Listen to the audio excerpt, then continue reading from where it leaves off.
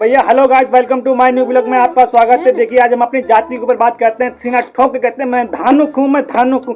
आप लोग धानुक जाति को छोटा समझ रहे हैं, तो इसलिए आप लोग ये वीडियो जरूर देखें। धानुक भारत, बांग्लादेश और नेपाल में पाया जाने वाला एक जातीय समूह है। विभिन्न क्षेत्रों में यह जाति अलग अलग नामों से जानी जाती है, जैसे धानुक, धानुका, धनिक, धेनिक, धानका, धनकिया, धनुर आदि। लेकिन इन सब नामों से इस जाति का मूल नाम धानुक और धानक ही है। हरियाणा में यह डेलू के नाम से जाने जाते हैं, जो बुनकरों का एक समूह है। परंपरागत रूप से धनुष बाण बनाना और चलाना इस जाति का पेशा रहा है। धानुक जाति प्राचीन काल में एक वीर कौम थी, जिसका कार्य सेना में धनुष बाण चलाना था। धानुक जाति का इतिहास गौरवशाली रहा है। यह जाति अपने त्याग, बलिदान और शूरवीरता के लिए जाना जाता है।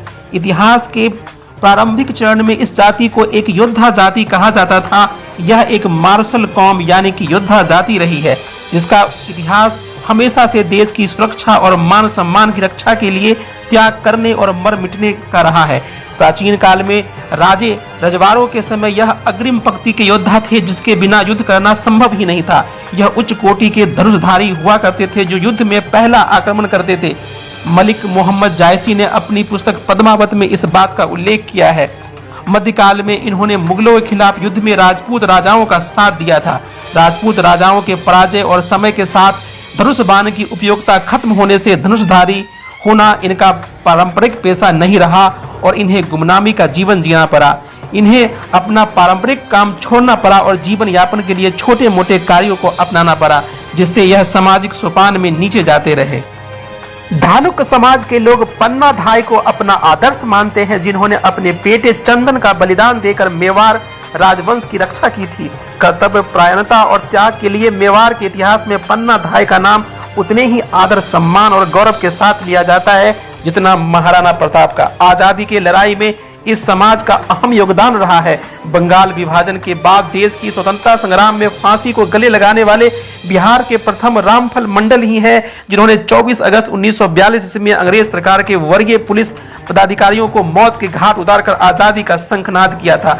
हत्या के आरोप में उन्हें 23 अगस्त 1943 को भागलपुर सेंट्रल जेल में फांसी दे दी गई। आइए जानते हैं धानुक समाज का इतिहास। धानुक शब्द की उत्पत्ति कैसे हुई?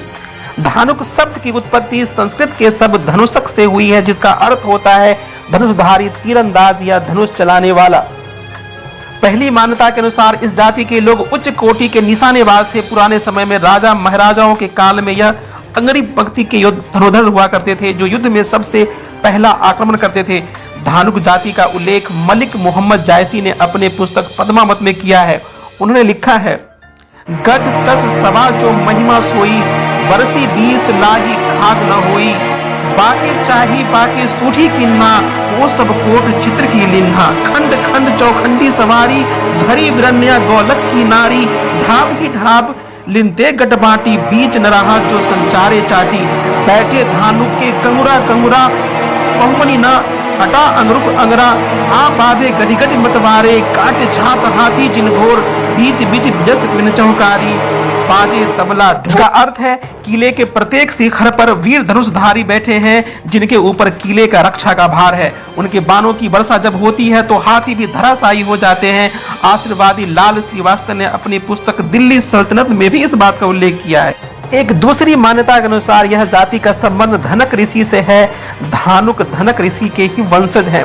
तीसरी मान्यता के अनुसार इस जाति के कुछ सदस्य धानक शब्द को धनुकली या धानकी से जोड़ते हैं, जिसका उपयोग रुई ढूंढने के काम के लिए किया जाता है, और कहते हैं कि यह पहले कपड़ा बुनाई के व्यवसाय से जुड़े थे। हरियाणा में निवास करने वाले धानक कपड़ा बनाने का कार्य करते हैं।